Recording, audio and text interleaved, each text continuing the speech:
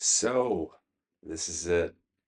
We've come to the end of yet another year, 2025. If we're going by Christ's standards, I want to thank everyone who's watched so far all 5 episodes of my podcast. And it's hard to convey this because it's not a visual medium, but I am doing the air quotes. Uh, I am qualifying this. Never say I'm not without humility. I never mistake myself for bigger than I am. It's always requires my friends to build me up, and I'm grateful for them. There's been a lot to think about and consider over the past year. Recently, there was a very shocking uh, celebrity death, celebrity demise. That's the bread and butter. That's the meat of any TMZ and of our society. We, hear about someone being felled, and we want to know what the cause of the. I mean, when Ace Frehley died this year, I saw people in the comments of like the stories being posted, and and the thing nowadays I think is to like break it even before like the news sources do. Like you'll see like, a couple tweets circulating about like a certain celebrity passing, and it's like, oh, I live in their neighborhood or I'm in a certain area, and it's before it even hits the wire. To show you how old I am at heart, um, it's to just kind of like I guess inform the public in a certain sense, but more so to the point, I think just to get the clout of like announcing that news and having it be on your record to say, oh, I told everyone that Jonathan Joss was dead before anyone else did, and what a terrible shit that was. You don't see too many celebrities being felled in hate crimes, and I'm glad that's not an upward trend. But yeah, no, Rob Reiner, who I never personally like, I don't know, I never personally admired or modeled myself after, but who seemed to touch the lives of a whole bunch of people in comedy that I cared about. Uh, you know, Made Princess Bride and When Harry Met Sally, and he was pivotal in helping Seinfeld get on the air. Uh, he, was friends with Albert Brooks, and I had all these connections, all these things.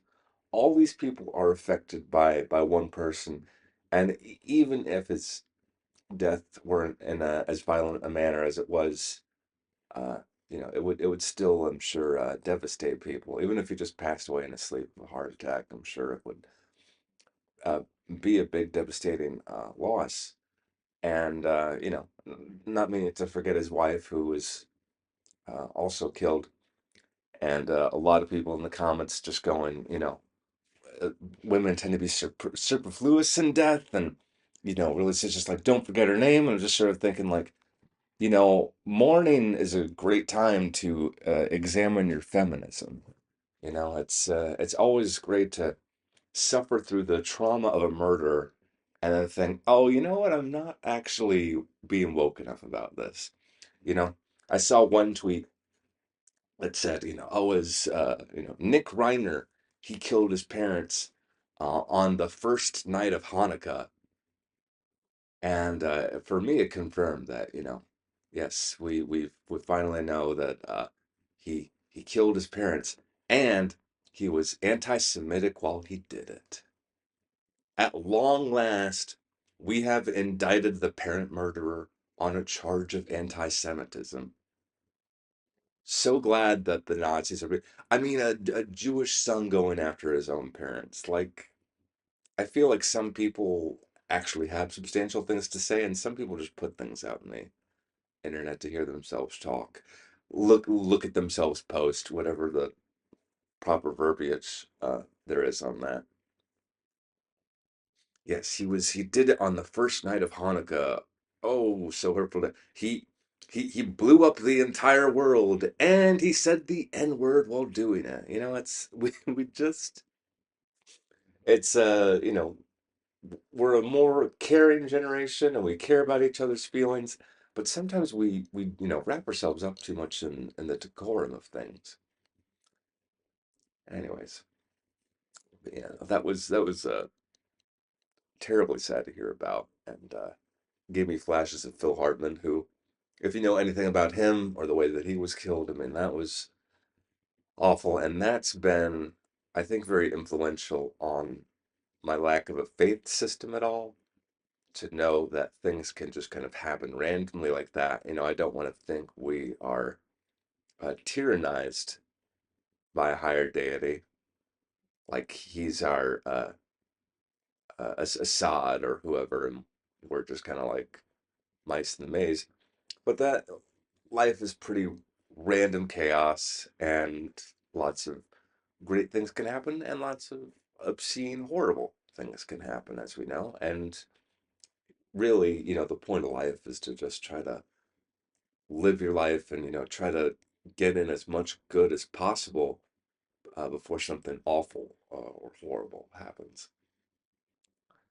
And the whole sobriety thing mixed in. I've been watching a number of perspectives, a number of true crime perspectives on this case, because those are our entertainers these days. Those are our Carsons and whatnot, the people with the mic, from the backdrop, the like generic city backdrop, or whatever, talking about true crime, just being like, "Hey, folks, welcome in. I'm talking about the rape or the murder," and just very very matter of factly, just kind of going over the violence and brutality that humans commit on one another, while mentioning Squarespace. Squarespace. They didn't advertise this podcast episode, but I'm definitely going to be looking into it in the future. But it did shed a light on sobriety and the struggle for sobriety. And there are a lot of perspectives that you can take, but one guy in particular who, he's a little theatrical, he's a little bombastic. I wouldn't go to him for everything. But this guy named Tony Bruschi kind of summated things in a way that was satisfying to me. And he talked a lot about addiction and about the sacrifices we make for the loved ones we have with addiction issues. And that gave me a little closure-esque, closure based products, store brand closure, but some form of closure nonetheless on my own struggles with the loved ones with the addiction issues. That there's only so much agency you can take in that situation, and not to put anything on Rob and Michelle Reiner, but at least it is a cautionary tale, a lesson for us all to take charge of the schizophrenics in our life, of the drug users in our life, of the people in our lives who uh, aren't really competent to do us well, aren't competent enough to do us well, and clean their shit up and not just let their dysfunction hurt everybody around them, everybody who cares about them. I don't know. One thing we can definitely do in service of this after this terrible, senseless tragedy is to try to classify Rob Reiner as an assassination, as it was done with Charlie Kirk 3 months ago, who I also put out a rant to self about. I think if he's an assassination, then why not Rob be an assassination? He was as politically affiliated as Charlie Kirk. You know what? Let's save the murder assassination designation. Let's just call everyone an assassin. Everyone gets an assassination.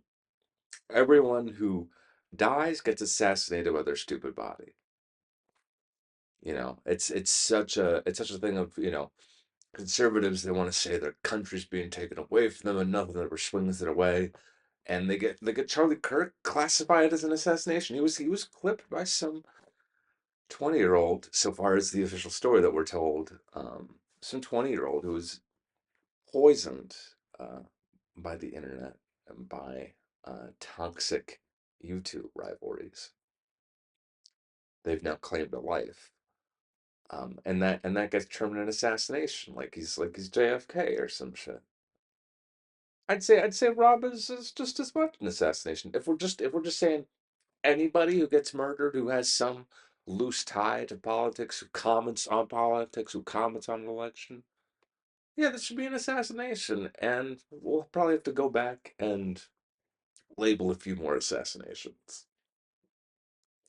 Anyways, that was fun to discuss with my dad. Just picking at the fact that I was a 32-year-old man, disgruntled with his father. Yeah, I'm gonna murder him real soon. I probably shouldn't actually say stuff like that just in case it's taken out of context. But it's so ridiculous. It's like, he feels like my anger is unjustified always. Anyways, what else did I want to talk about? I guess this year in total, I just wanted to put out one last thing before we cap this off. Before we toast another 365 days gone by. I can't handle the years as they are. 2025, 2026, they've all seemed like such glamorous, futuristic years, in number mainly. Uh, seems like we should have been a lot more advanced. Seems like I should have been a lot more far along than what it is, but we go along, we troop along. I mean, at this point, I'm just sort of like, okay, what's the new number? I'll start writing that on the checks I don't cash. But it's great. A lot of this year, I think, was taken up by the fact that I had two jaw surgeries for my orthognathic procedure, basically to correct an underbite that I had. They did the one surgery and then they did the other to really correct what wasn't done right. And I'll go more into depth about that in another installment of uh, talking into my laptop time. But uh, that seemed to swallow up a lot of the year. I think I've pinned a lot on the fact that oh, I can't go out, I can't do this because of the surgery, and I think that time is starting to wrap up right about now. The last procedure was in July, and it's the end of December, almost January, and yeah, it's definitely been a trial of sorts. What else? Did a lot of test proctoring, some background acting. That was fun to get into. Um, I'm hoping in this coming year, I'll have more of a handle on my career and not just kind of like sit around and fritter my time away while nothing happens. I feel like I'm very prone to stay inactive. It's like what they say. It's like an object in motion always stays in motion, and a Brian at rest tends to never fucking do anything. 2026, we can only do more. We can only do more than we didn't do last year. This past year is a good time to rest and take stock and not do a whole lot because I wasn't available to do a whole lot. I was puffed up. I've had the braces on. I could, I had to pretty much sit combined, but now I've gotten more of a handle on myself, and now I look different. I feel different. I sound different. Hopefully, I sound a lot more clear on this, even though it is a 1910s technology with an 1830s personality speaking into it. But yeah, we can only do at least marginally better in 2026. I'm hoping that by this time next year I'll have some inclination on how to drive, some like at least the test taken a couple times. I do anticipate failing again. I took the driver's test out once when I was in California and I failed. I tried to study a lot for it, but it's hard. I don't do well on multiple choice exams. Where the answer is it good to have a car crash? I keep answering yes. Um, but yeah, no, hopefully in the coming year I'll validate and legitimize myself as as an adult human being by actually doing something, by actually getting mobility out there and getting a pair of wheels, or at least a legal way to drive or navigate them. Um, it'd be nice to see other parts of this country without having to necessarily take a plane or a train. Just kind of um, fall into the tyranny of oil and gas prices, whatever those may be, and renting the occasional car. Just kind of go out and see people, because you occasionally you make a lot of friends online, and they tend to live in far off places, and it'd be nice to travel to see them with the only obstacle being myself, I guess. The only obstacle just being me, kind of sitting by myself. I'm hoping to do more comedy in the future, and definitely try to work on getting a couple more stand-up dates. It would be nice to do, three shows this year as opposed to the usual two or one. But we'll see about it getting done. You know, I'm trying not to invest too much into my expectations. I fantasize a lot about what I would do or what I would want to have, accomplished up to this point, and I've crashed past a lot of deadlines already. I've already not done a whole lot. I I'm unhappy with myself in certain circumstances, but I'm also I also take stock of the fact that people constantly give me the meme of you know uh, Oprah didn't start this until she was 35. Tina Fey wasn't on SNL until she was 30. Various little factoids like that. I'm uh I'm heartened by the fact that I'll never be a Nick Reiner 32. Um, but I will do my very damnedest best to make something of this new year. Hopefully, I'm at least enjoying semi-active dating life, if not in a relationship by this time next year. It'd be nice to find somebody to take my mind off the last person who was the inspiration for my latest podcast episode, the episode before this one. It'd be nice to find someone who inspires that in me. I think I went as hard after her as I did, uh, even though the circumstances were terrible and there was no way of prevailing or going forward because of all the issues. I think I was as attracted as I was because I felt impulsive, and it felt animal, it felt instinctual. It felt like it was my heart making the decision, and hopefully my heart will be roused to make a decision on a new person that I meet in the coming year, or maybe someone I've met already. It's like one of those things where you have to take an empty soda can and push and pull the tab back and forth on the letters of the alphabet, and the one that you end up on is like the first letter of the person you end up with. That was science back in 2007. We've raised our standards quite a bit since then. But yeah, no, I don't have a whole lot planned out for next year, and in some circumstances, like I kind of feel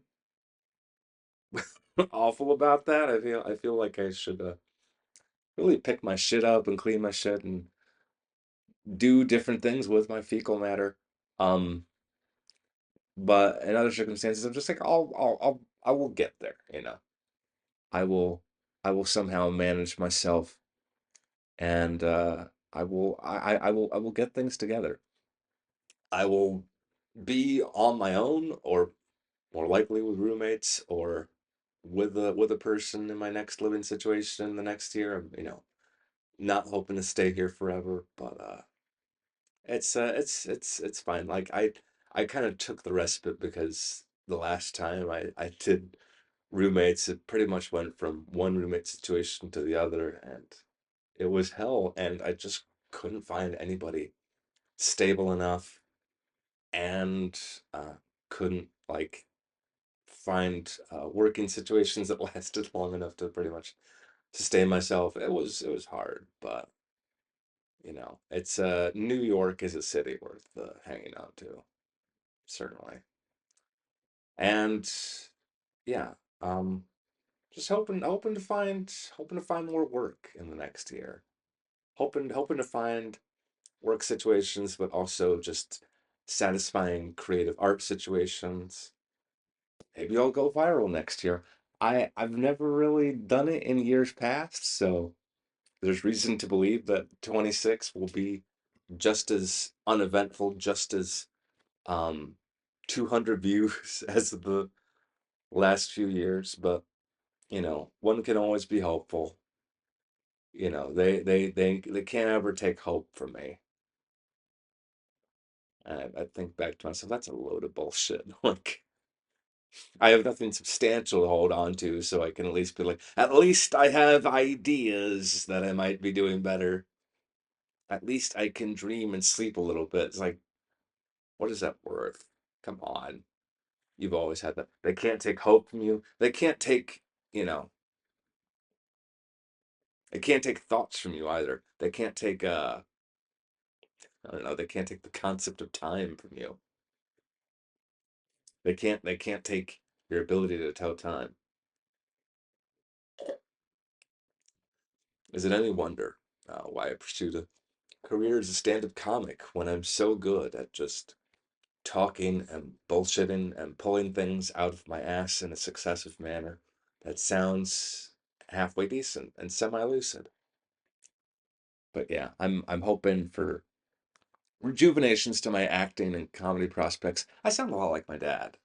There's no reason to use that gussied up language. I'm hoping next year for a better comedy career, a better acting career, in whatever circumstance it may be.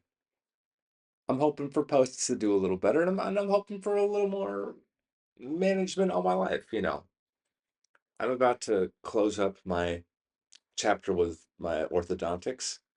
Maybe I can work on the therapy a little bit more. Maybe I can work on other parts of my body. It's been a while since I've seen a good podiatrist. Maybe I can get that procedure to get rid of my under eye bags that make me look exhausted no matter where I go and who I run into. Like, yeah, you look like you need sleep. It's just sort of like that's just the family.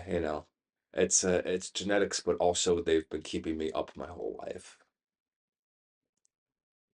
Who knows? In many ways, I feel like I'm behind or haven't done as much, or I'm kind of isolated from people, and I'm just hoping for friendships, love, and a lot more of a righted or a stable life. I'm hoping for more of an idea of what to do going into next year. And I hope that I can listen back to this in a year's time and see, oh, yeah, we did one of those things. It kind of is hopefully a rejoinder to, God, I use words and I don't even know what the fuck they mean. Hopefully, it's kind of like a follow up to what I did as a kid, which was to like write myself a letter in the future and put it in my Christmas stocking and then kind of read it back and see what came true, what didn't. There's always like celebrity death predictions on there too. I'm not going to be as ghoulish to do that, but may as well get my memorials of Dick Van Dyke out of the way. But yeah, that's about gonna do it for me. Um, thanks for watching. Thanks for watching this still picture on this YouTube video, and thanks for listening. And I'll tell you one thing. In the coming year, I'm hoping to uh, get proper equipment, revamp this whole thing, and come across in a way where my voice is just coming through, and that's the only thing you hear. There's no background noise. There's no whirring of my laptop as I go about recording it because I got a piece of shit thanks to Apple. because they don't make a damn thing worth a fuck. Despite the money it's spent. 'Cause, Jesus. But yeah, hopefully I'll come across clear in 2026, and hopefully I'll have some sensation in my lower lip again. That would be nice to have. Anyways, the jaw surgeries. I'll talk more about them on a future episode. Everyone, take care. Hope you had a good holiday season, and here's hoping we all live through next year, and y'all get to hear me tribute and toast off 2027, by which time I will already be 33. Don't get old, folks. Don't die, but also don't get old.